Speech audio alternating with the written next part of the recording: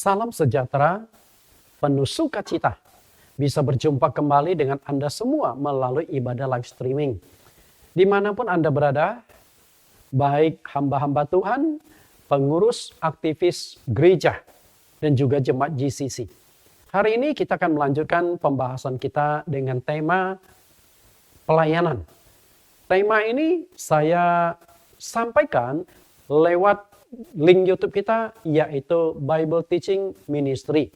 Satu link YouTube yang sangat memberkati dan memberikan inspirasi kepada banyak orang. Melayani atau pelayanan adalah salah satu bagian yang tidak terpisahkan di dalam kekristenan kita. Berkembang tidaknya sebuah kekristenan tergantung dari pelayanan kita. Karena itu sebelum kita masuk ke dalam pembahasan kita, terlebih dulu kita akan mendengarkan sebuah lagu dengan judul Hati Sebagai Hamba.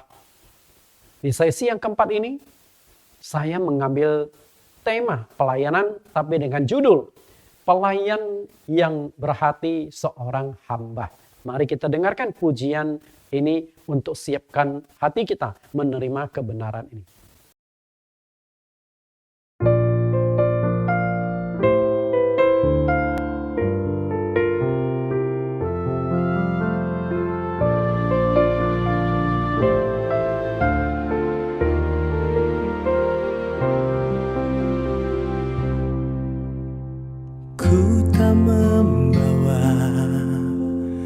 Apapun juga saat ku datang ke dunia, ku tinggal semua pada akhirnya saat ku kembali ke surga.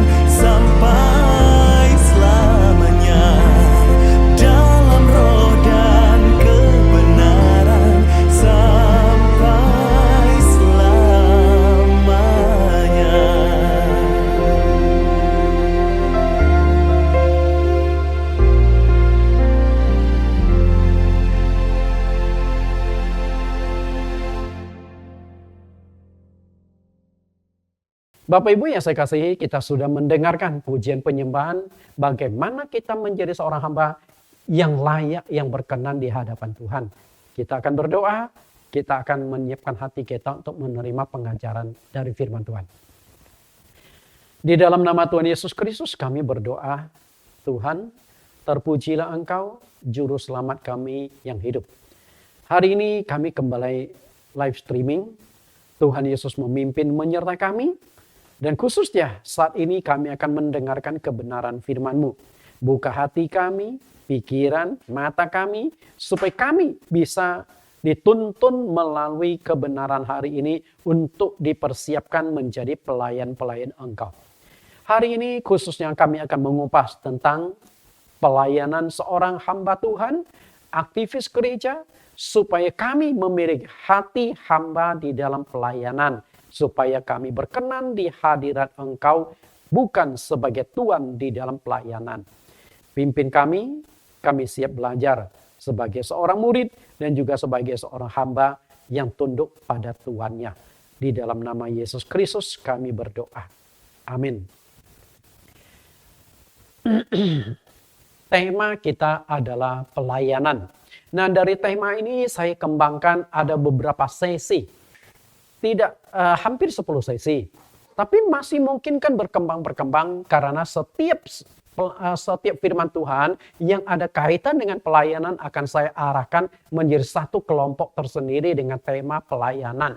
Karena banyak khotbah-khotbah saya, pengajaran-pengajaran saya yang sifatnya itu berseri. Berseri itu artinya bersambung. Karena kadang-kadang satu topik saya kupas tidak selesai hanya 1 kali, 2 kali. Makanya saya buatlah berseri agar lengkap, jelas. Dan tema pelayanan cocok sekali untuk pendeta-pendeta, hamba-hamba Tuhan yang melayani dan juga mahasiswa-mahasiswa teologi. Dan tema ini juga merupakan salah satu mata kuliah yang saya terapkan di sekolah teologi yang kami bentuk. Pelayanan. Tema yang akan kita kupas saat ini adalah pelayan Tuhan bermental hamba.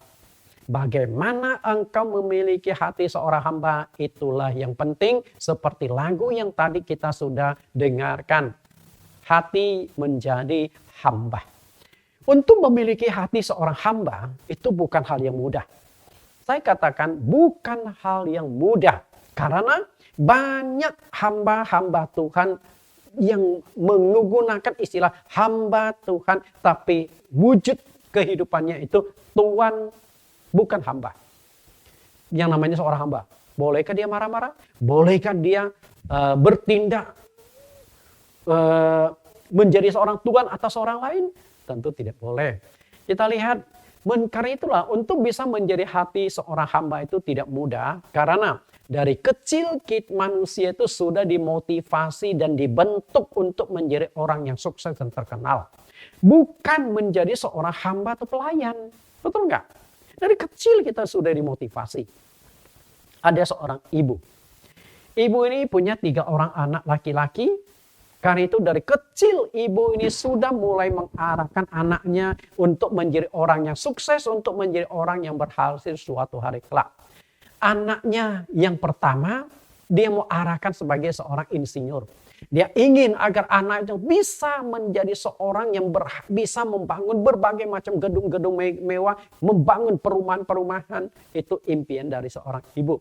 Lalu bagaimana supaya impian ibu bisa tercapai? Dari kecil ibu itu sudah mulai mengarahkan, mendidik anaknya. Nah, nanti suatu hari kamu harus menjadi seorang ahli bangunan.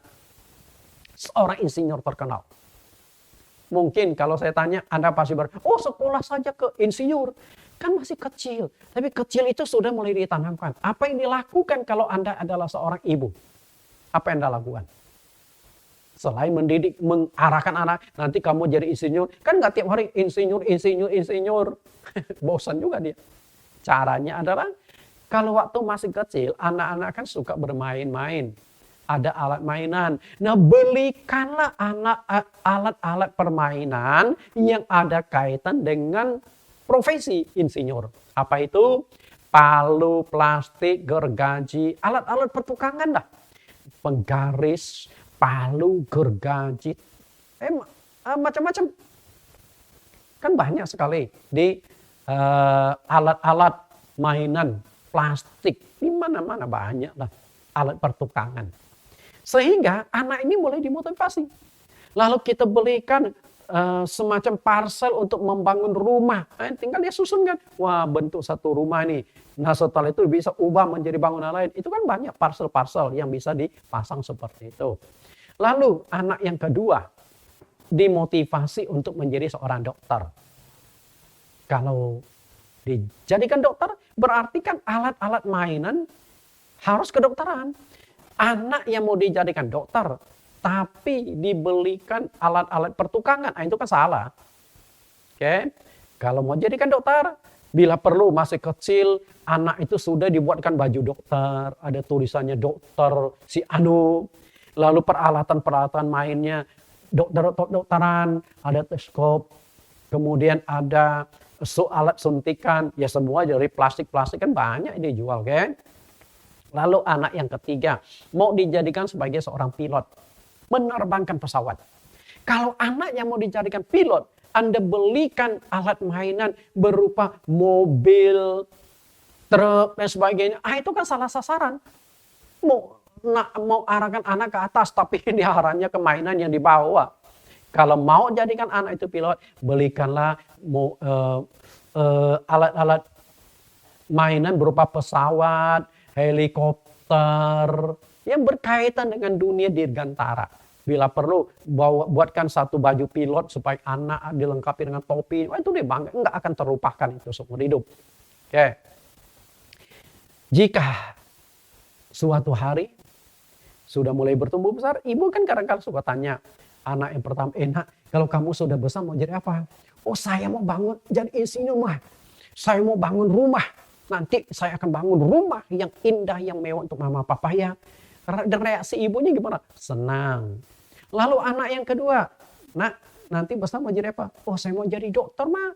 Kalau mama papa sakit nggak usah kemana-mana, aku bisa suntik, aku bisa obati mama papa. Senang kan? Lalu anak yang ketiga ditanya, nak, kalau nanti besar kamu jadi apa? Jawabnya apa? Oh, saya mah mau jadi tukang bajai aja, mah. Jadi kalau mama papa mau ke gereja, biar aku yang baik, yang itu antar mama papa pakai bajai ke gereja gratis. Gimana reaksi mamanya? Cita-citanya gimana? Mau antar mama papanya ke gereja gratis naik bajainya. Saya katakan cita-cita yang konyol. Okay? Hatinya sih mulia. Mengantar anak mama papanya ke gereja. Tapi kan bukan cita-cita. Banyak orang yang tidak punya cita-cita bisa jadi tukang bajai kok. Tapi maaf kata, saya bukan meremehkan profesi bajai. Bukan. Maksud saya adalah anak itu diarahkan jadi orang yang sukses. Karena itu dari kecil kita sudah ditanamkan, nak, suatu hari kamu harus jadi orang yang sukses. Jadi presiden, jadi menteri, jadi pejabat ini dan itu. Betul? Karena itu kalau kecil saja kita sudah diarahkan menjadi orang yang sukses, bagaimana menjadi seorang pelayan, menjadi seorang yang berhati hamba? Kan nggak bisa, betul? Ada sebuah ilustrasi lagi. Seorang ayah punya seorang anak, dan dia memang sudah mendoakan anaknya. Karena itu dia ingin tahu anaknya itu mau dipakai Tuhan sebagai apa. Maka ayah ini sudah siapkan sebuah ruangan. Di dalam ruangan itu dia taruh 3 buah benda. Pertama dia taruh segopok uang. Lalu yang kedua ditaruh sebuah Alkitab. Dan yang ketiga ditaruh sebuah pisau yang tumpul. Nah dia ingin lihat. Kalau anaknya, setelah itu kan dia akan suruh anaknya, nak, kamu masuk ke ruangan itu, ambil satu macam barang. Satu ya. Nah bapaknya kan doa di luar sedang menanti dengan was-was. Kira-kira masa depan anak saya mau jadi apa? Kalau dia keluar membawa uang, oh anak saya nanti akan jadi pengusaha. Kalau jadi pengusaha, berarti dia nggak boleh jadi pendeta dong. Tapi kalau anak saya memilih Alkitab, dia bawa keluar Alkitabnya. Wah, ini kayaknya calon pendeta ini. Ya sudah, terserah Tuhan mau pakai dia. Tapi kalau anaknya membawa pisau keluar, wah ini jadi preman nih. Jadi bapaknya itu tekan, oke lah, dua profesi. Profesi yang diharapkan bapaknya itu sebenarnya adalah seorang pengusaha. Tapi kan kita nggak tahu masa depannya, dia serahkan ke Tuhan. Apa yang Anda tahu, apa yang dilakukan? Ternyata anaknya yang sudah diingatkan hanya boleh bawa satu macam barang, waktu dia keluar tiga-tiganya dibawa. Alkitab dikepit, uang dipegang ke tangan kanan, kemudian tangan sang satu lagi bawa pisau. Nah, kalau gitu masa depan anak seperti apa? Bapak Ibu yang saya kasih di dalam Tuhan, apa yang diucapkan pendeta waktu pemberkatan? Bukankah kita itu jadi orang sukses, bukan jadi seorang hamba, jadi seorang kecil? Biasa, ketika pendeta memberkati seringkali mengutip ayat Alkitab Ulangan 28 ayat 12 sampai 13. Engkau akan memberi pinjaman kepada sebanyak bangsa, tetapi engkau sendiri tidak akan meminta pinjaman. Tuhan akan mengangkat engkau menjadi kepala dan bukan menjadi ekor. Engkau akan naik dan tidak akan turun dan bukan turun dan lain sebagainya. Itu berkat-berkat. Betul nggak? Coba deh hamba-hamba Tuhan. Betul? Coba. Kalau hamba Tuhan membalikkan berkat waktu pemberkatan jemaat. Pendeta itu berkata, kira-kira siapa yang mau terima berkat seperti ini? Isinya adalah, engkau akan menjadi ekor dan bukan kepala. Engkau akan menjadi hamba dan bukan tuan. Engkau akan terus turun dan tidak akan pernah naik lagi. Hidupmu akan pas-pasan dan secukupnya saja. Kira-kira ada jemaat yang mau terima berkat ini enggak? Setiap kali pendeta mengucapkan berkat, saya yakin mungkin pendeta sewaktu khotbah ada jemaat yang masih mau dengar. Tapi sebelum pendeta naik mimbar memberkati yang terakhir semuanya sudah kabur. Karena takut dapat berkat yang demikian. Artinya apa? Dari kecil kita sudah dibentuk menjadi orang yang sukses, bukan orang kecil, bukan seorang hamba. Lalu bagaimana dengan tema kita hari ini menjadi seorang pelayan yang bermental hamba? Gimana? Bapak Ibu yang saya kasihi, bagaimana agar memiliki hati seorang hamba? Ada 3 hal yang harus kita renungkan. Pertama, motivasi pelayanan harus murni. Bukan berarti kalau hamba itu kita nggak boleh kaya, nggak boleh punya kedudukan tinggi. Hati, oke, hati. Yang kedua adalah sadar akan status diri. Status engkau itu seperti apa. Dan yang ketiga, belajar pada Tuhan Yesus. Hari ini kita akan belajar tentang bagaimana memiliki hati seorang hamba. Yang pertama adalah motivasi pelayanan itu harus murni. Apa sih tujuan Anda melayani Tuhan? Motivasi apa sih yang kau cari?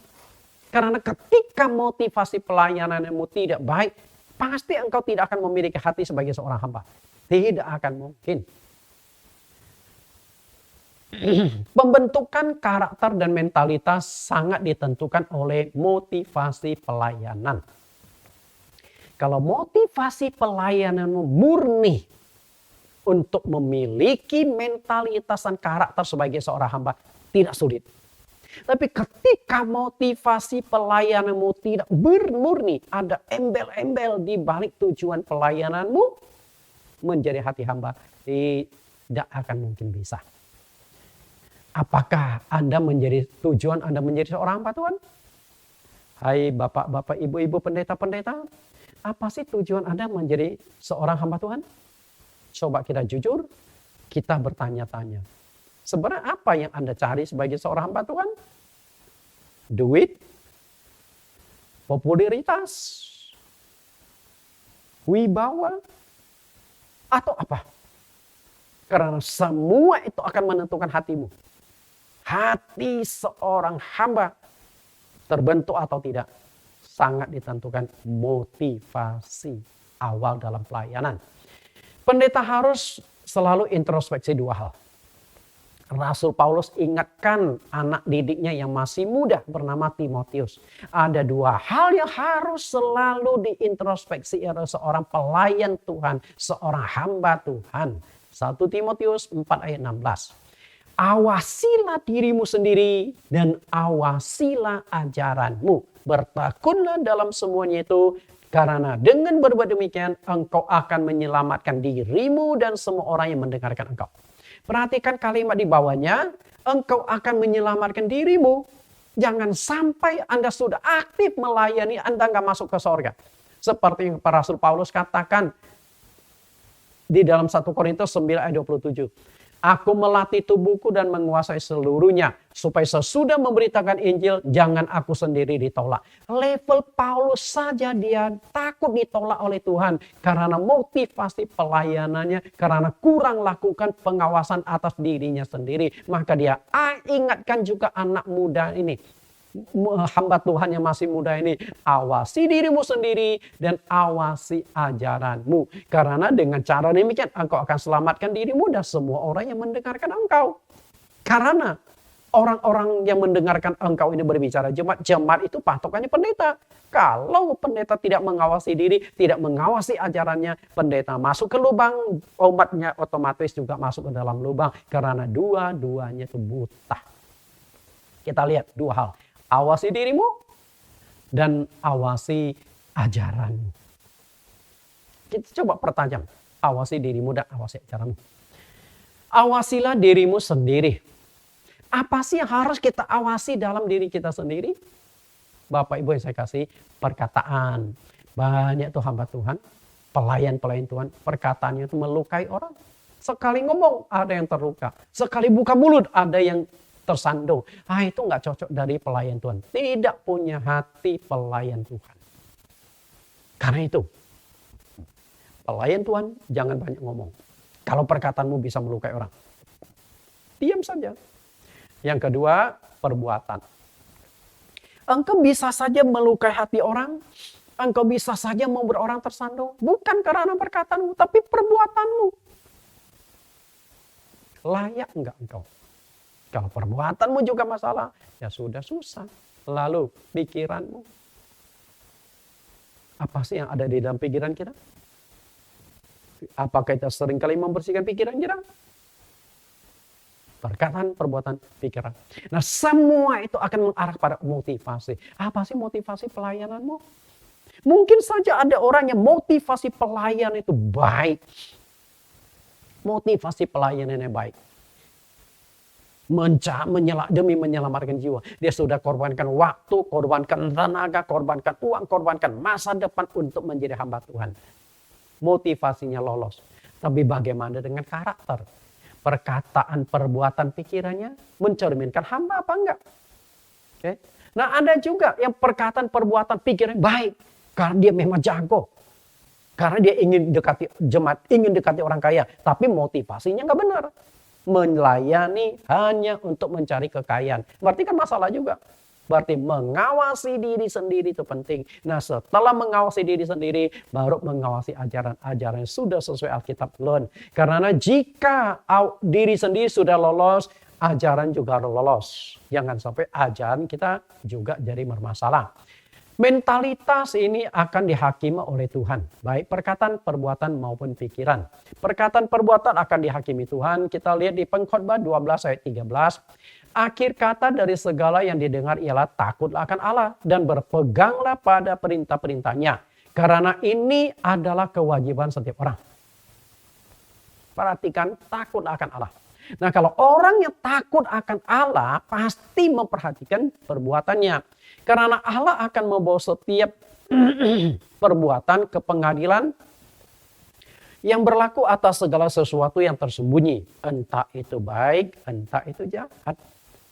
Nah, yang sesuatu yang tersembunyi, entah baik dan jahat itu berbicara perkataan, perbuatan, dan karakter. Mungkin orang tidak melihat apa yang kau lakukan, tapi Tuhan kan melihat. Itu akan jadi penghakiman. Karena itu, hati-hati. Berpeganglah pada perintahnya, artinya jadikan Alkitab sebagai standar untuk memperbaiki karakter pribadi, motivasi pelayanan, karena penghakiman di balik semua itu.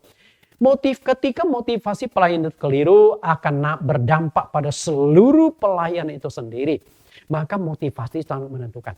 Kalau motivasinya sudah nggak benar, motivasinya sudah keliru, maka pelayanan Anda juga akan jadi keliru. Siapa yang tahu motivasi pelayanan kita? Siapa yang tahu? Makanya pepatah mengatakan, dalamnya lautan bisa diukur, dalamnya hati siapa yang tahu. Coba kita, hamba-hamba Tuhan yang sedang mendengarkan pengajaran ini, pegang dada kita sejenak, kita renungkan. Apa sih motivasi pelayanan saya? Apakah pelayanan saya tulus dan murni? Benar-benar mau menyelamatkan jiwa atau ada sesuatu unsur di balik tujuan pelayanan itu? Hanya Anda yang tahu dan Tuhan yang tahu. Kita lihat motivasi. Perhatikan gambar ini. Ada 3 gambar yang akan saya sajikan. Sebenarnya sudah pernah saya sajikan juga gambar ini. Saya ulang di sini saja. Ada seorang sedang berlari ke tepi pantai di pasir. Waktu dia lagi asik berdiri, dari jauh dia melihat ada seorang yang sedang tenggelam. Tinggal tangannya yang sepotong yang melambai-lambai minta pertolongan. Kalau tidak segera ditolong, orang itu pasti mati. Makanya si baju kuning ini ketika dia melihat dari jauh, dia kaget. Waduh, ini orang butuh ditolong. Maka dia tidak pikir panjang lagi, tidak buka baju, tidak buka sepatu olahraganya. Langsung dia terjun dan berenang ke sana. Lihat gambar yang kedua. Berarti ini orang baik, motivasinya baik, Dok. Orang baik. Setuju nggak Anda? Dia mau selamatkan, dia nggak mikirkan diri sendiri, dia tidak berpikir resikonya mungkin di laut itu ada binatang buas, ada buaya, dia nggak pikir pokoknya selamatkan orang. Dia tidak pikir nanti setelah itu saya basah kuyup pulang ke rumah juga basah kuyup, dia tidak pikir karena makin lama dia berpikir makin tipis kesempatan untuk menolong orang ini. Jadi menurut Anda baik nggak orang ini? Baik, betul nggak? Itulah awal pelayanan. Banyak orang yang awal pelayanan kelihatan baik, tapi setelah ujiannya baru ketahuan. Coba kita lihat gambar ketiga. Nah, motivasinya sudah ketahuan. Perhatikan dia masih baju kuning, celana merah, bahkan masih pakai sepatu loh. Tapi motivasi dia berenang ke orang yang hampir tenggelam itu bukan untuk menyelamatkannya. Ternyata dari jauh dia melihat ada sebuah jam. Dan kayaknya matanya cukup tajam juga. Jam ini jam yang mahal nih, perlu diselamatkan nih. Kalau orangnya selamat atau tidak urutan yang kedua. Inilah dalamnya lautan bisa diukur, dalamnya hati siapa yang tahu. Karena itu motivasi pelayanan kita apa? Banyak pelayan Tuhan yang selain memiliki jabatan kependetaan, juga memiliki banyak jabatan pelayanan dalam organisasi internal maupun eksternal di gerejanya. Banyak. Jabatan ini, jabatan itu. Namun, apakah mentalitas pendeta itu sudah terbentuk seperti yang Tuhan Yesus kehendaki atau enggak? Kelihatan mulia, menjabat ini, jabatan ini, kedudukannya tinggi. Tapi masalahnya adalah hati, mentalitas sebagai seorang hamba Tuhan sudah terbentuk atau enggak? Kalau tidak, Anda jadikan pelayanan hanya untuk mencari keuntungan. Jadikan pelayanan hanya untuk mencari nafkah. Nah kalau begitu, tidak heran karakternya bermasalah. Banyak hamba Tuhan yang karakternya itu bermasalah. Mana yang lebih baik di mata Tuhan? Coba Anda perhatikan baik-baik. Kalimat ini saya hanya bolak-balik saja. Mana yang lebih baik di mata Tuhan? Pengusaha berhati hamba Tuhan, oke? Atau hamba Tuhan berhati pengusaha? Karena zaman sekarang banyak. Saya banyak kenal pengusaha-pengusaha di Tanah Abang yang menjadi hamba Tuhan. Oke? Nah kemudian saya banyak juga melihat hamba-hamba Tuhan yang awalnya dari sekolah teologi nih. Setelah jadi hamba Tuhan, nah dia dirikan usaha ini, dirikan usaha itu. Nah gimana nih? Mana lebih baik? Apa perbedaannya? Pengusaha sebagai hati hamba adalah seorang pengusaha yang terpanggil, dia nggak lepaskan pekerjaan di dunia sekuler. Pengusaha yang terpanggil lalu ditabiskan menjadi hamba Tuhan. Oh banyak tuh di GB, banyak sekali di Pantai Kosta juga banyak. Karena gereja bersifat otonom. Saya banyak kenal pengusaha-pengusaha, nggak pernah ikut sekolah teologi, tapi jadi hamba Tuhan. Makanya di kalangan GBI Pantai Kosta itu ada istilah pendeta kejadian dan pendeta keluaran. Pendeta Kejadian adalah dia nggak pernah ikut sekolah teologi. Nggak tahu dari mana, tahu-tahu sudah diangkat jadi pendeta. Nah itu Kejadian. Sedangkan pendeta Keluaran, karena diambil dari kitab Keluaran dan kitab Kejadian. Pendeta Keluaran adalah yang keluar resmi dari sekolah teologi. Nah, itu pendeta Keluaran. Nah, saya tidak tahu ada nggak pendeta ulangan. Ulangan melulu, ulang lagi jadi pendeta. Nah, itu saya tidak tahu. Yang penting di kalangan hamba Tuhan itu ada dua istilah itu. Kamu ini pendeta Kejadian atau Keluaran? Bapak Ibu yang saya kasih. Nah, sedangkan seorang hamba Tuhan bermata hati pengusaha adalah mungkin dia awalnya melayani kecil, punya jemaat sedikit, sampai suatu hari mulai banyak jemaat. Nah duit kan sudah mulai masuk nih.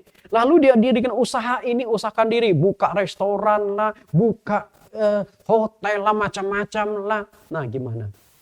Tapi masalahnya adalah dia buka restoran, buka hotel, duitnya lari kemana ya? Ke dirinya sendiri atau ke pelayanan lagi. Karena ini uang jemaat. Uang jemaat dipakai untuk mendirikan hotel, dirikan restoran dan sebagainya. Bisa dikatakan untuk cuci uang saja gereja itu. Bapak Ibu yang saya kasih di dalam Tuhan. Pasti dua-duanya ada plus dan ada minusnya. Plus maupun minus. Kita lihat Matius 6 ayat 24. Tergantung motivasinya. Tak seorang pun dapat mengabdi kepada dua tuan. Karena jika demikian, ia akan membenci yang seorang dan mengasihi yang lain. Atau ia akan setia kepada yang seorang dan tidak mengindahkan yang lain. Kamu tidak dapat mengabdi kepada Allah dan kepada Mammon. Tuhan hanya memberikan dua pilihan. Mau kepada Allah atau kepada Mammon. Karena cinta dan kesetiaan itu ditentukan motivasi Anda arahnya kemana. Kalau Anda arahnya keliru, ya sudah motivasi bermasalah. Kita lihat, mengabdi. Kemana Anda mengabdi? Apakah kepada Allah ataukah kepada Mammon? Mammon itu apa? Mammon itu duit. Mammon itu duit. Mengabdi berarti Anda mempersembahkan diri menjadi hamba Allah. Hamba. Ingin mengabdikan. Mengabdi artinya Anda ingin jadi pelayan. Pelayan. Tapi sewaktu Anda jadi pelayan, Anda ini menjadi pelayannya Tuhan atau menjadi pelayannya Mammon. Kalau Anda menjadi pelayan Tuhan ya bagus. Tapi kalau sudah menjadi pelayan Tuhan, menjadi pelayan Mammon artinya hamba uang. Ketika yang namanya pendeta. Ada dua macam pendeta. Pendeta profesi dan pendeta pengabdian. Kita lihat. Kepada Allah dan kepada Mammon. Jadi pendeta, jabatan pendeta itu ada dua. Pendeta pengabdian atau pendeta profesi. Bedanya di mana? Pendeta profesi itu artinya dia menjadi pendeta, mendapatkan gelar pendeta karena profesi. Cari makan dari jabatan itu. Banyak nggak? Banyak sekali di dunia ini. Banyak. Pendeta profesi ini tidak ada bedanya dengan profesi jadi dokter, profesi jadi insinyur, profesi jadi dosen. Banyak profesi. Jadi salah satu profesi adalah profesi pendeta. Nah banyak tuh di daerah timur yang banyak ingin jadi pendeta. Karena ya profesi. Lalu yang kedua adalah pengabdian. Pengabdian itu artinya dia menjadi pendeta. Bukan karena mencari uang, bukan karena menjadi popularitas, bukan mencari kemuliaan, tapi benar-benar mengabdikan hidupnya untuk menjadi hamba Tuhan, alat Tuhan menyelamatkan jiwa-jiwa. Nah yang diperkenan Tuhan itu adalah pendeta pengabdian, bukan pendeta profesi. Kita lihat apa yang dikatakan Rasul Petrus. 1 Petrus 5 ayat 2. Gembalakanlah kawanan domba Allah yang ada padamu. Jangan dengan paksa. Tetapi dengan sukarela sesuai dengan kehendak Allah. Jangan karena mau mencari keuntungan, tetapi dengan pengabdian diri. Perhatikan teguran Petrus ini dengan sukarela. Layani, jangan mencari keuntungan. Motivasi. Kalau Anda melayani karena ingin cari keuntungan, orang-orang kaya engkau akan dekati layani dengan baik. Orang miskin Anda hanya pandang sebelah mata. Ketika ada yang sakit, orang kaya dengan orang miskin, Anda mau kunjungi siapa, mau doakan siapa? Orang kaya Anda kunjungi, tapi yang miskin itu Anda hanya lewat telepon saja, aku doakan lewat teleponnya. Itulah. Karena apa? Mencari keuntungan. Karena orang miskin tidak bisa memberikan engkau duit, orang kaya bisa memberikan engkau duit. Jadi engkau datang tuh karena duit itu. Karena itu yang Tuhan kehendaki adalah pengabdian diri. Nah, kalau namanya pengabdian diri, Anda tidak memandang orang kaya atau orang miskin sama di hadapan Anda akan layani dengan baik. Itu namanya mengabdikan diri. Dia tidak berpikir, saya mengorbankan waktu, tenaga, uang, untung saya apa. Dia nggak pikir itu, pokoknya saya melayani dan melayani. Karena yang dilihat Tuhan bukan melihat manusia. Jika engkau melihat manusia, maka motivasimu sudah keliru. Maka motivasi yang benar itu adalah mengabdikan diri. Yang namanya pengabdian itu adalah pengorbanan. Oke, pengabdian itu adalah pengorbanan. Kalau Anda tidak mau berkorban, maka engkau tidak mungkin mengabdikan dirimu. Apakah pendeta tidak perlu uang dalam hidup? Mengabdikan diri, berarti nggak usah pikirkan. Bukan gitu. Ketika engkau mengabdikan dirimu menjadi pelayan Tuhan, emangnya Anda nggak butuh duit, nggak perlu makan. Apa salah di balik pelayanan itu kita dapatkan uang? Sebenarnya bukan masalah yang itu. Karena Yesus sewaktu dia melayani ini, dia juga mendapatkan dukungan secara finansial. Ketika murid-murid dari satu ke kota yang lain. Ini rombongan loh Tuhan Yesus dan 12 murid. Nah, apakah 12 ini nggak ada orang yang lain? Kita nggak tahu juga karena mereka pindah sini, pindah sana. Tapi yang jelas itu 12 bersama dengan Yesus 13. Kan butuh makan. Sehari makan 3 kali. Yang bayar siapa? Kan butuh tempat tinggal. Yang bayar siapa? Kemudian ketika mereka butuh kebutuhan sehari-hari, yang bayar siapa? Dan di antara murid Tuhan Yesus ada yang sudah menikah. Ketika dia full time melayani, keluarganya gimana? Kan butuh makan minum keluarganya. Bukan berarti murid Tuhan Yesus bujangan semua. Ada yang sudah menikah, namanya Rasul Petrus. Kenapa Rasul Petrus bisa kita tahu sudah menikah? Karena Tuhan Yesus pernah satu kali menyembuhkan ibu mertua Petrus. Untung Petrus punya mertua lagi sakit disembuhkan Tuhan. Kalau enggak, kita pun enggak tahu Petrus sudah menikah atau enggak. Betul, karena enggak diceritakan.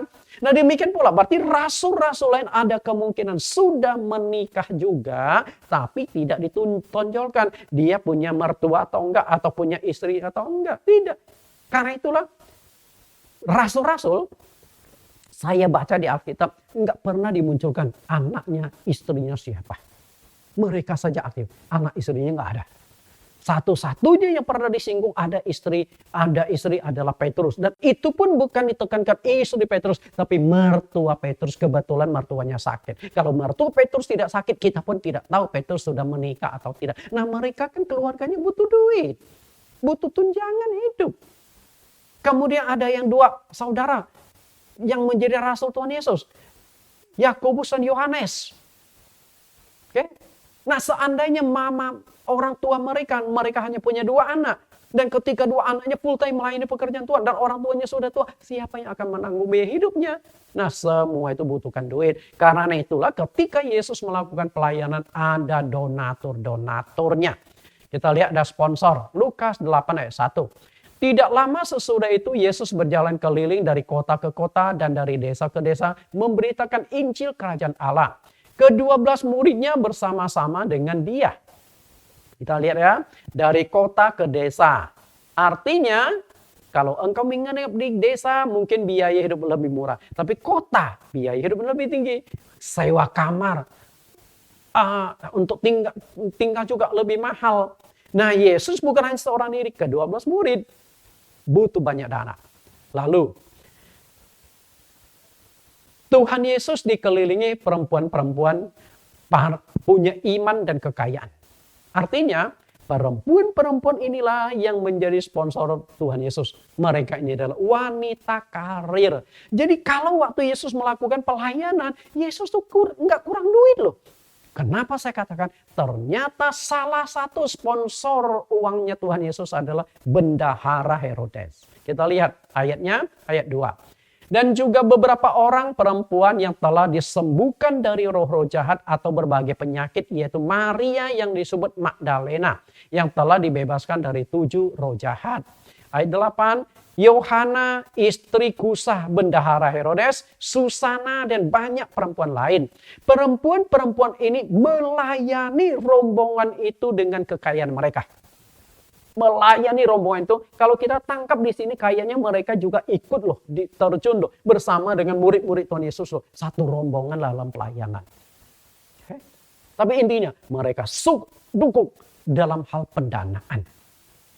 Bapak Ibu yang saya kasih, pelayanan tidak akan bisa berjalan tanpa dana. Karena itu kita butuhkan banyak dana dalam pelayanan. Nah, tapi masalahnya adalah tinggal hamba Tuhan ini. Jadi hamba mamon tambah Allah. Kalau engkau jadi hamba Allah, engkau tidak akan dikuasai mamon. Tapi kalau motivasi pelayanan adalah mamon, maka engkau tidak akan bisa menjadi seorang hamba Allah. Sedangkan kita tema hari ini berbicara tentang seorang pelayan yang memiliki hati seorang hamba. Yang namanya hamba bukan pemilik uang. Yang namanya hamba bukan penguasa atas uang persembahan jemaatnya. Hamba. Bapak Ibu yang saya kasih. Karena itu zaman dulu. Mana ada yang namanya gereja Petrus, gereja Yohanes, gereja Yakobus. Enggak ada. Gereja itu milik bersama. Mereka itu hanya dikasih gaji. Bapak Ibu yang saya kasih. Apa motivasi pelayananmu? Apa motivasi pelayanan engkau? Coba renungkanlah. Sebelum jawab, pegang lagi dada kita. Apa sih motivasi aku melayani Tuhan? Kemungkinan ada 3. Mencari uang. Kalau motivasi mencari pelayanan karena mencari uang, lebih baik jangan jadi hamba Tuhan lah. Banyak kok kerjaan di dunia sekuler. Ngapain jadi hamba uang? Menjadi hamba Tuhan motivasinya cari uang. Mungkin Anda berkata, oh jadi hamba Tuhan karena gampang cari duit, berkuar-kuar sedikit langsung dapat. Hei, banyak hamba Tuhan sebenarnya miskin juga loh, Anda tahu. Sudah bertahun-tahun melayani, tapi jemaatnya sedikit, tidak bisa berkembang. Itu juga sengsara. Lalu yang kedua, mencari kedudukan. Kalau motivasi menjadi hamba Tuhan demi kedudukan, demi jabatan, tapi bukan jadi hamba. Yang namanya hamba itu nggak ada kedudukan. Hamba itu budak. Hamba itu orang kecil. Jadi kalau Anda mencari kedudukan, maka engkau bukan hamba Tuhan. Yang ketiga, mencari kemuliaan. Popularitas, ingin disanjung, harga dirinya tinggi. Kalau gitu, bermasalah. Kita lihat pada zaman Rasul Paulus, banyak orang yang melayani pekerjaan Tuhan tapi motivasinya keliru. Perhatikan kalimat yang diucapkan Paulus ini, melayani perut mereka sendiri. Anda tahu ayat ini tercatat di mana? Melayani perut mereka sendiri. Ini perkataan yang sangat keras yang diucapkan Rasul Paulus. Anda tahu di mana ayat? Kita lihat Roma. Roma pasal 16 ayat 17, tetapi aku menasihati kamu saudara-saudara supaya kamu waspada terhadap mereka yang bertentangan dengan pengajaran yang telah kamu terima, menimbulkan perpecahan dan godaan. Sebab itu hindarilah mereka. Ayat yang ke-18, orang-orang demikian tidak melayani Kristus Tuhan kita, tetapi melayani perut mereka sendiri dan dengan kata mereka yang muluk-muluk dan bahasa mereka yang manis, mereka menipu orang yang tulus hatinya. Bapak Ibu yang saya kasih, perkataan Paulus itu keras. Motivasi pelayanan mereka mah demi perut. Artinya ini pendeta profesi. Menjadi pendeta demi mendapatkan uang dan popularitas. Bagaimana jadi hamba? Yang namanya hamba bukan penguasa. Saya mendirikan gereja belasan tahun yang lampau. Dari tanpa jemaat, pelan-pelan dirintis sampai jemaatnya ratusan orang. Dan saya tidak bersentuhan sama duit dari awal. Ada satu tim yang mengelola keuangan gereja. Semua uang itu masuk ke kas. Nah, ada pengurus yang saya itu makan gaji dari gereja yang saya dirikan. Dan saya tidak pernah minta kenaikan honor sebagainya. Ya saya kalau dikasih sedikit ya saya terima. Honor saya yang pertama kali ketika saya jadi hamba Tuhan hanya 1,5 juta. Bayang nggak 1,5 juta bagaimana menjalani hidup? Tapi saya bertahan, belasan tahun sudah saya bertahan. Sampai sekarang saya masih tetap tegak berdiri menjadi hamba Tuhan. Karena saya percaya Tuhan memelihara hidup saya. Jika Elia adalah hamba Tuhan, Tuhan bisa pakai burung gagak. Masa sih saya sebagai seorang hamba Tuhan dibuat kelaparan? Pasti Tuhan bisa menyediakan orang-orang yang bisa mendukung di dalam pelayanan, yang tahu motivasi pelayanan saya di mana. Karena itu ketika motivasi pelayanan tidak benar, pasti engkau akan dekati orang kaya, khotbahnya bahasa yang mulus-mulus, khotbahnya yang banyak harapan-harapan, janji-janji. Saya khotbah bukan untuk menyenangkan telinga manusia, tapi menyenangkan telinga Tuhan. Makanya khotbah saya itu banyak berbicara Alkitab, banyak doktrin-doktrin. Karena kita diselamatkan oleh kebenaran doktrin. Bukan karena karakter. Tapi bukan berarti karakter itu penting. Kalau kita percaya Tuhan hanya pembentukan karakter saja, agama lain juga mengajarkan karakter. Pengajaran tentang karakter agama Buddha tidak kalah daripada Kristen. Bahkan maaf kata banyak orang Buddha, biksu-biksu Buddha yang lebih bagus karakternya dari pendeta-pendeta. Kalau begitu mendingan kalau hanya bentuk karakter kita ke Buddha saja, pindah saja ke Buddha. Tapi selain karakter, ajaran itu harus benar. Makanya Tuhan ingatkan di Timotius pasal 4 ayat 16 itu, awasi dirimu sendiri dan awasi ajaranmu. Kalau karaktermu sudah baik, motivasimu sudah baik, ajaranmu benar enggak? Kalau ajaranmu benar, maka engkau baru bisa menyelamatkan diri sendiri dan orang lain. Penting sekali. Bapak Ibu yang saya kasihi. Lalu Filipi 1 ayat 15. Ada orang yang memberitakan Kristus karena dengki dan perselisihan. Tetapi ada pula yang memberitakannya dengan maksud baik. Perhatikan, memberitakan Tuhan dengan maksud yang baik. Artinya motivasinya itu tulus, motivasinya itu murni menyelamatkan orang lain. Mereka ini memberitakan Kristus karena kasih. Sebab mereka tahu bahwa aku ada di sini untuk membela Injil.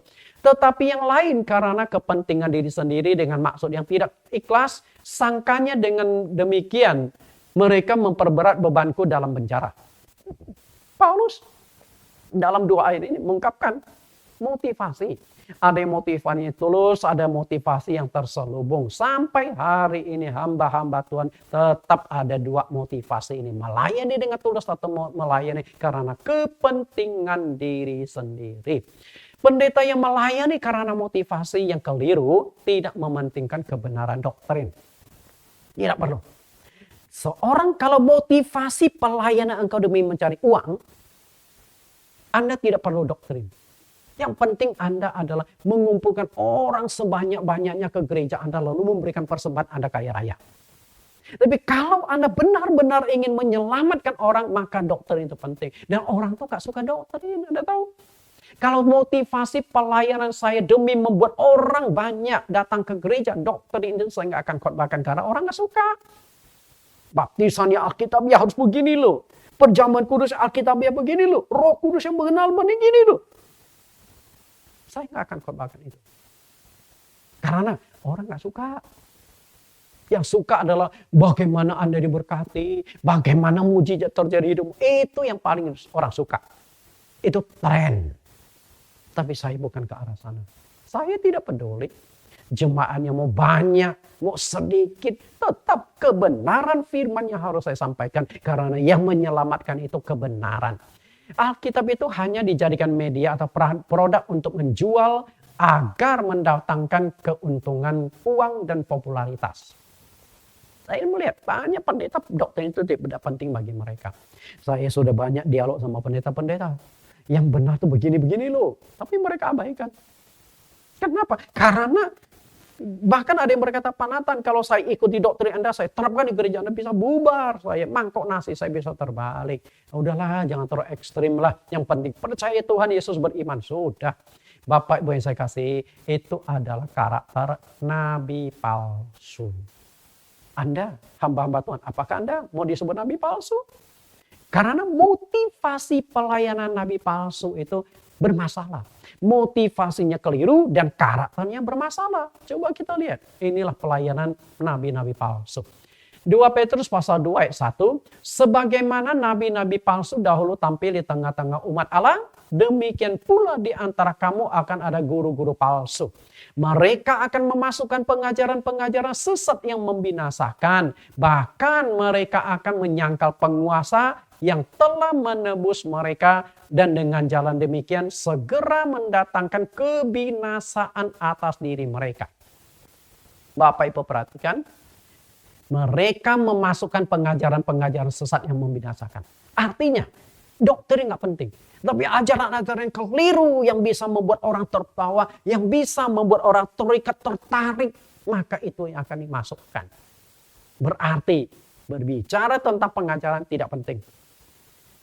Pengajaran sesat, tapi disukai orang, itu yang penting. Lalu ayat yang kedua. Banyak orang akan mengikuti cara hidup mereka yang dikuasai hawa nafsu. Dan karena mereka jalan kebenaran akan dihujat. Ini karakter. Dikuasai hawa nafsu. Perkataan, perbuatan, kemudian kehidupan biologisnya. Banyak hamba-hamba Tuhan yang jatuh bangun dalam hal dosa seksual. Karena itu kita dengar, ini pendeta selingkuh, ini pendeta main-main, kacau balau. Lalu ayat 3. Dan karena serakannya guru-guru palsu itu akan mencari untung dari kamu dengan cerita-cerita isapan jempol mereka. Tetapi untuk perbuatan mereka itu hukuman telah lama tersedia dan kebinasaan tidak akan tertunda.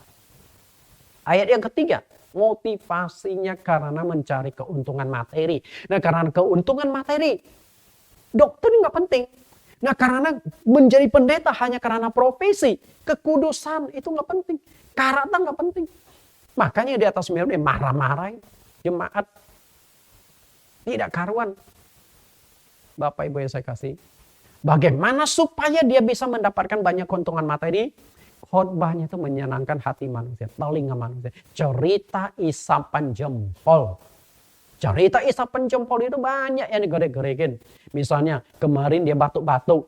Setelah itu minum obat batuk. Nah besoknya dia bersaksi. Anda tahu nggak Bapak Ibu? Kemarin loh saya itu hampir mati karena penyakit bla bla bla. Tapi dengan doa Tuhan sembuhkan. Wah luar biasa. Padahal hanya sakit flu. Minum obat sembuh. Tapi bersaksinya di atas mimbar tuh. Nah itulah yang namanya cerita isapan jempol. Banyak pendeta pintar cerita isapan jempol. Nabi palsu. Motivasi pelayanan demi kekayaan. Di Roma 16-18. Kemudian di 2 Petrus pasal 2 ayat 3. Sama. Okay. Tekniknya tuh sama. Yang satu dikatakan oleh Paulus bahwa dengan kata-kata mereka yang muluk-muluk dan bahasa mereka yang manis-manis. Kemudian oleh Rasul Petrus dikatakan dengan ceritapan insapan jempol mereka. Artinya khotbah itu menyenangkan telinga orang. Ketika seorang hamba Tuhan khotbahkan tentang hypergrace, waduh enak banget masuk surga.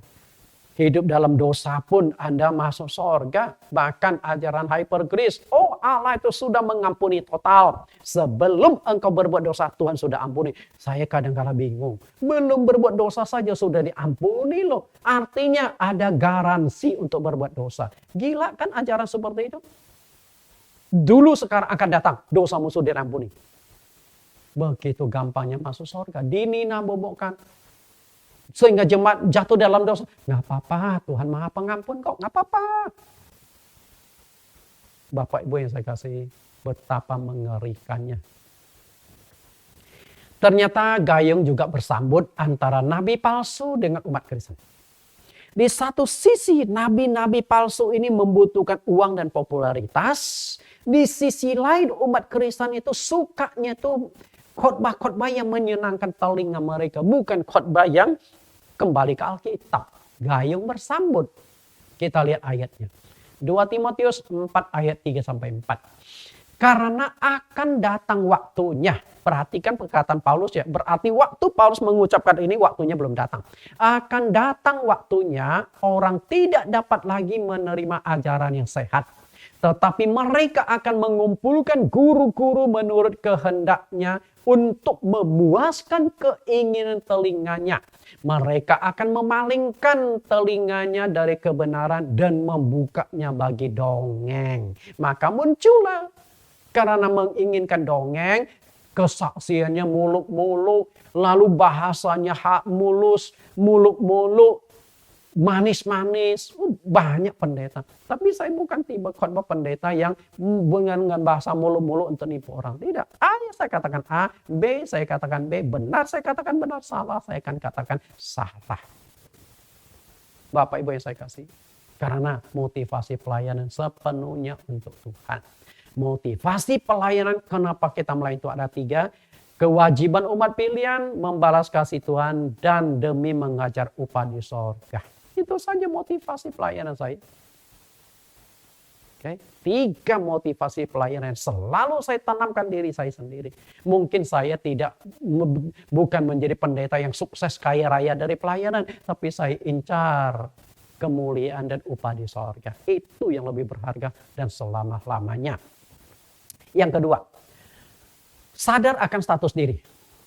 Engkau bisa memiliki motivasi pelayanan kalau Anda mengerti status diri Anda yang sesungguhnya. Status itu seperti apa? Mentalitas pendeta dan jabatan pendeta. Mentalitas.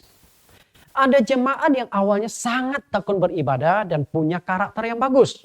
Setelah itu masuklah dia. Akhirnya dia diangkat menjadi pengurus gereja lokal. Waktu diangkat semangat sekali melayani. Tapi karakternya itu semakin bagus. Jadi karakter semakin bagus karena dia sadar saya ini pelayan Tuhan. Kemudian suatu hari diusulkan dan diangkat menjadi pelayan. Pendeta pembantu, nanti pendeta muda. Lalu bagaimana dengan sifatnya? Oke, bagaimana dengan sifatnya? Mulai berubah. Yang dulunya rendah hati, tapi setelah diangkat jadi hamba Tuhan, mulai sombong, mulai berani menantang hamba-hamba Tuhan. Kemudian jabatan. Setelah punya kedudukan sebagai pendeta pembantu, pendeta muda, dan pendeta penuh, nah karakternya mulai berubah. Mulai sombong, ingin memerintah, arogan, muncul mental bos, bahkan suka menentang gembalanya. Itu dia karena jabatan bisa mengubah hati seorang. Apakah hati pelayan? Hati pelayan itu punya penundukan diri. Kalau tidak punya hati penundukan diri, dia bukan pelayan. Inilah yang saya katakan lupa status. Yang namanya PDP, PDM, PDT itu hamba. Jangan Anda pikir naik jabatan lo. Makin tinggi jabatan Anda itu sebenarnya makin jadikan hamba. Hamba Tuhan. Ingat, hamba Tuhan. Tapi Anda tunjukkan sifat hamba atau tidak. Karena itu salah satu kriteria yang harus diperhatikan dalam mengangkat pejabat itu adalah jangan jemaat yang baru bertobat. Kenapa jemaat yang baru bertobat itu tidak boleh diangkat dalam kepengurusan? Supaya tidak sombong. 1 Timotius pasal 3:1. Benarlah perkataan ini. Orang yang menghendaki jabatan penilik jemaat menginginkan pekerjaan yang indah. Ayat 6. Janganlah ia seorang yang baru bertobat. Agar jangan ia menjadi sombong dan kena hukuman iblis.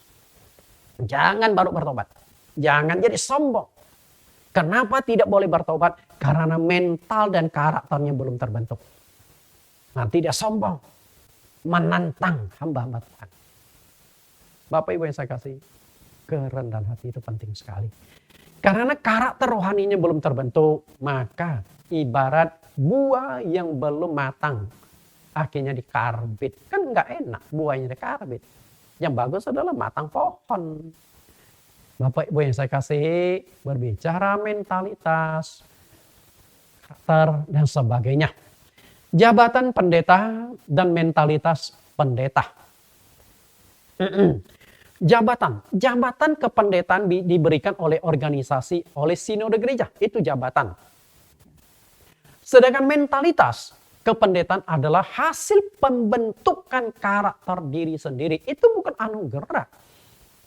Banyak orang punya gelar pendeta, jabatan resmi pendeta, tapi karakternya nggak karu-karuan. Saya bertemu dengan banyak orang.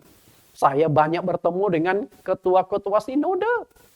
Karakternya tidak karuan. Galak, sombong, suka mengancam. Memanfaatkan orang lain itu ditekan habis-habisan. Bahkan ada yang mau menutup gereja. Dan lain sebagainya. Itu karakter-karakter Bapak Ibu. Kemudian jabatan pendeta hanya sekali diberikan seumur hidup. Sedangkan karakter berlangsung seumur hidup. Selama masih menjadi hamba Tuhan, maka karakter harus dibentuk dan dibentuk lagi. Agar karakter hamba Tuhan itu benar-benar terproses sesuai dengan keinginan Tuhan. Hamba, sekali lagi saya katakan hamba. Yang namanya hamba itu rendah. Oke. Banyak orang yang ingin memiliki kedudukan dalam kehidupan, tidak terlepas juga dalam hal pelayanan di ladang Tuhan. Namun mentalitas dan karakter mereka belum terbentuk dengan baik. Belum terbentuk karakternya. Bahkan orang yang dianggap rohani, murid-murid Tuhan Yesus masih ada yang mengejar posisi atau kedudukan sehingga mereka ditegur oleh Tuhan Yesus. Jadi kalau hari ini pendeta-pendeta masih rebut kedudukan, jabatan, menggunakan jabatan untuk menekan yang di bawahnya, jangan heran, murid-murid Tuhan Yesus pun masih mengejar kedudukan. Berarti murid-murid saja mentalitas hambanya belum terbentuk. Kita lihat Matius 20:20. Maka datanglah ibu anak-anak Zebedeus serta anak-anaknya itu kepada Yesus. Lalu sujud di hadapannya dengan untuk meminta sesuatu kepadanya. Perhatikan. Dua murid Tuhan Yesus. Yakobus dan Yohanes. Dia tidak berani meminta kepada Yesus langsung. Membujuk mamanya. Ma, tolonglah dekati Tuhan Yesus. Minta. Apa yang diminta oleh Yakobus dan Yohanes lewat ibunya? Karena mungkin kalau mereka berdua yang datang minta kepada Yesus bisa disemprot oleh Tuhan Yesus habis-habisan. Tapi karena yang meminta adalah ibu mereka. Yesus nggak enak untuk semprot kedua anak ini di hadapan ibunya. Kita lihat apa yang diminta. Kata Yesus, apa yang kau kehendaki? Jawabnya, berilah perintah, instruksi, surat pengangkatan. Supaya kedua anakku ini boleh duduk kelak di dalam kerajaanmu. Karena mereka itu beranggapan Yesus akan jadi raja. Nah mereka ingin jadi pengapit raja. Yang seorang di sebelah kananmu dan yang lain di sebelah kirimu. Wah, kedudukan posisi raja itu sudah dikuasai oleh dua murid. Ini kan rebut jabatan. Mereka ingin minta tapi nggak berani. Maka lewat orang tua. Bagaimana tanggapan Yesus? Tetapi Yesus memanggil mereka lalu berkata, kamu tahu bahwa pemerintah-pemerintah bangsa-bangsa memerintah rakyatnya dengan tangan besi. Dan pembesar-pembesar menjalankan kekuasaan dengan keras atas mereka. Tidaklah demikian di antara kamu. Barang siapa ingin menjadi besar di antara kamu, hendaklah ia menjadi pelayanmu. Pelayan. Melayani dengan rendah hati. Melayani dengan tulus. Pelayan. Yang namanya pelayan itu orang yang rendah. Dan barang siapa ingin menjadi terkemuka di antara kamu, hendaklah ia menjadi hambamu. Perhatikan, hamba. Yang namanya hamba itu pesuruh. Bisa disuruh. Bukan ingin memerintah. Bukan ingin melawan. Pesuruh. Yang ketiga, kita belajar pada Tuhan Yesus. Kita belajar bagaimana menjadi hati hamba dari Tuhan. Karena Yesus sudah menunjukkan menjadi hambanya Tuhan. Untuk memahami mentalitas seorang hamba dalam diri Yesus, kita harus membacanya dalam Filipi pasal 2:6-8. Kita lihat hamba Tuhan yang ditunjukkan Tuhan Yesus. Filipi pasal 2:6. Yang walaupun dalam rupa Allah tidak menganggap kesetaraan dengan Allah sebagai milik harus dipertahankan. Artinya Yesus itu Allah, jabatan Allah itu milik Yesus. Tapi ketika Yesus datang ke dunia, dia tinggalkan status tersebut. Dia tidak pernah mengatakan aku adalah Allah. Enggak. Dia merendahkan dirinya. Ayat 7, melainkan telah mengosongkan diri. Mengosongkan diri artinya sudah tidak ada aku lagi. Sudah kosong. Kealahan sudah hilang. Aku bukan Allah waktu di dunia. Dan mengambil rupa seorang hamba dan menjadi sama dengan manusia. Bapak Ibu, menjadi hamba. Sama dengan manusia. Yesus itu Allah. Seharusnya Allah, raja di atas segala raja yang disembah. Tapi dia menjadi manusia biasa. Hidup sebagaimana biasa. Dia bisa capek, bisa lapar, bisa sedih, bisa marah, bisa kecewa. Hamba yang menjadi seperti manusia. Bahkan, dan dalam keadaan sebagai manusia, ia telah merendahkan diri dan taat sampai mati. Bahkan sampai mati di kayu salib. Merendahkan diri, bukan rendah diri. Kalau rendah diri nggak percaya diri, merendahkan diri berarti dia ada posisi yang tinggi, dia turunkan. Dia dengan ikhlas, dengan keinginan sendiri, dia turunkan posisinya. Yesus itu siapa? Sebenarnya dia adalah Allah yang inkarnasi menjadi manusia. Yohanes 1:1, pada mulanya adalah firman, firman itu bersama-sama dengan Allah. Dan firman itu adalah Allah. Perhatikan, firman itu adalah Allah. Lalu kita masuk ke ayat 14. Firman itu telah menjadi manusia. Perhatikan, firman itu adalah Allah dan firman itu menjadi manusia. Artinya Allah menjadi manusia. Bayangkan, orang semuanya mengejar kedudukan popularitas. Tapi Tuhan justru turunkan popularitas menjadi seorang pelayan, menjadi seorang hamba. Dan diam di antara kita. Inilah yang disebut Immanuel, Allah beserta kita. Dan telah melihat kemudiannya itu, kemudian diberikan sebagai anak tunggal Bapa penuh kasih karunia. Dan waktu Yesus hidup di dalam dunia, dia hanya menggunakan status anak Allah lewat kelahiran itu. Anak Allah, bukan Allah. Berarti dia tundukkan diri menjadi hamba, menjadi kecil. Makanya Yesus berkata, Bapa lebih besar dari aku. Padahal dia itu adalah Bapa sendiri.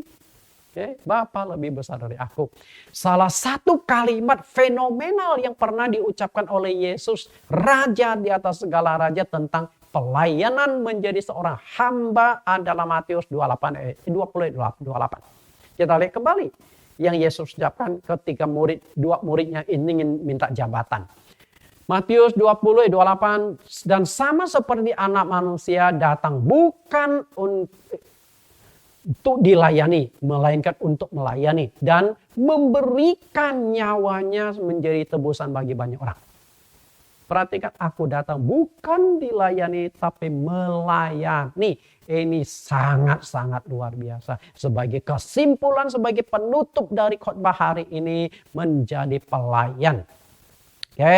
Hanya seorang hamba Tuhan yang bermental hamba, yang bisa dan sanggup ucapkan kalimat ini dan bisa praktekkan hal demikian di dalam pelayanannya. Kalau Anda bukan hamba Tuhan, Anda tidak bisa melayani, bukan dilayani. Nah, yang namanya hamba, masih ada nggak sifat memberontak?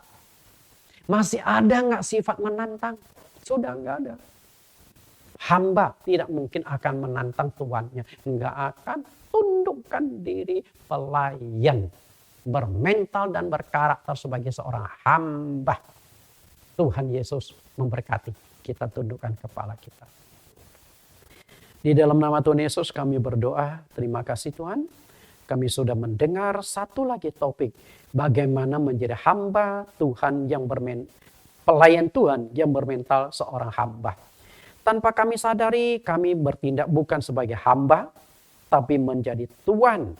Kami ingin dilayani, kami ingin dihormati, kami ingin dijunjung, dipuja. Tuhan, inikah mentalitas seorang hamba? Sungguh, seringkali kami tidak sadar itu. Dan kami menjadikan posisi kami sebagai seorang tuan, bukan sebagai seorang hamba. Ampunilah kami Tuhan, ampunilah hamba yang berbicara, ampunilah pendeta-pendeta, aktivis gereja yang mendengarkan khotbah hari ini. Ampunilah seluruh umat-Mu yang masih merasa dirinya sebagai seorang Tuhan, bukan seorang hamba. Kami adalah hamba. Walaupun kami disebut hamba, tapi kami tidak menunjukkan karakter, sifat, mentalitas, motivasi sebagai seorang hamba. Tuhan terus mengajarkan kami sampai karakter hamba terbentuk sempurna dalam setiap pribadi pelayan-pelayanmu. Di dalam nama Yesus Kristus kami telah berdoa. Amin. Bapak Ibu, kita dengarkan satu pujian sesuai dengan tema yang baru kita dengar, hamba yang baik dan setia. Bagaimana kita diproses menjadi hamba yang baik, hamba yang benar, hamba yang setia kepada Tuhannya. Tuhan Yesus berkati, sampai bertemu di lain kesempatan.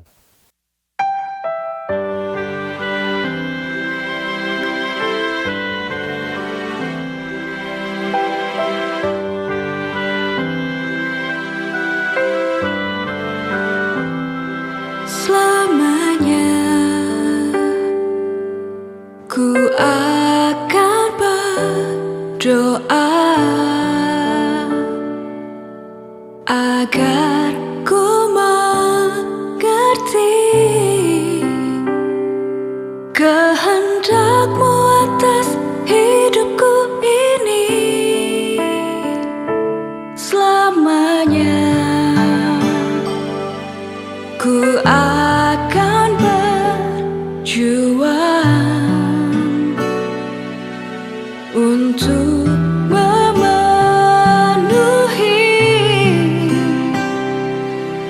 panggilan yang telah Engkau beri,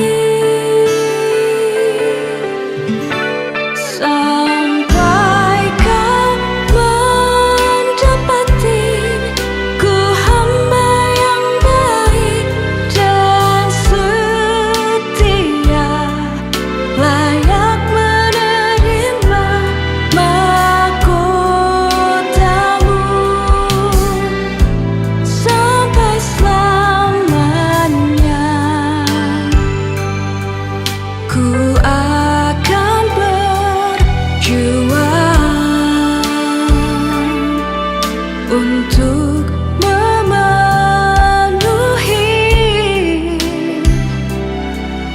panggilan yang telah Engkau beri,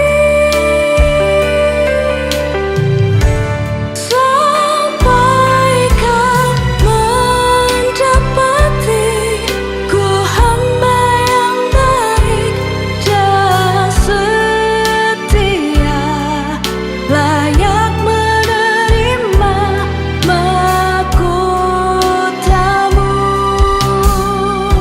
sampai selamanya.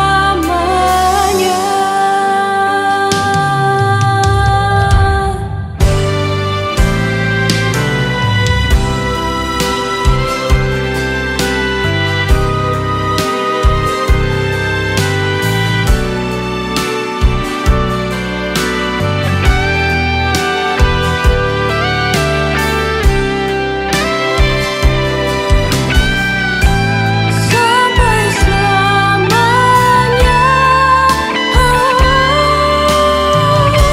sampai Kau mendapati ku hamba yang baik dan setia, layak menerima mahkotamu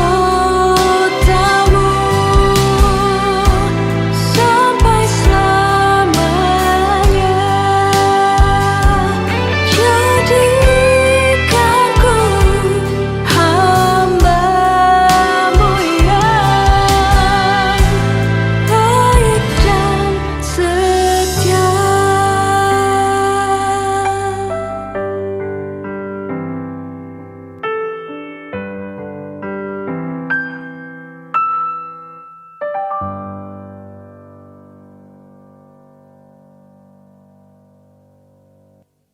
Bapak Ibu, bagi Anda yang mengikuti sekolah online STT ITAI, Institut Teologi Allah Esa, setiap sesi ada 10 pertanyaan yang perlu Anda jawab.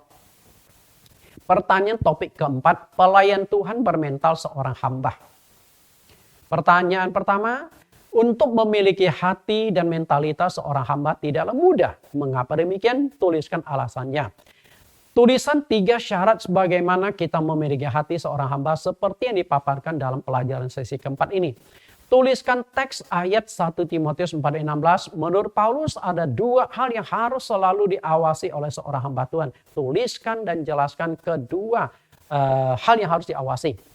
Menurut Anda, apa kelebihan dan kekurangan seorang pelayan yang memiliki hati seorang hamba, seorang pengusaha yang memiliki hati seorang hamba? Lalu dibalik, menurut Anda, apa kelebihan dan kekurangan seorang hamba Tuhan yang memiliki hati seorang pengusaha? Pasti ada plus minusnya. Yang keenam, Tuhan Yesus mengingatkan semua pelayan Tuhan menjadi hamba, jangan menjadi hamba mamon. Tertulis di ayat mana dan mamon itu menunjukkan apa? Apa perbedaan pendeta profesi dengan pendeta pengabdian?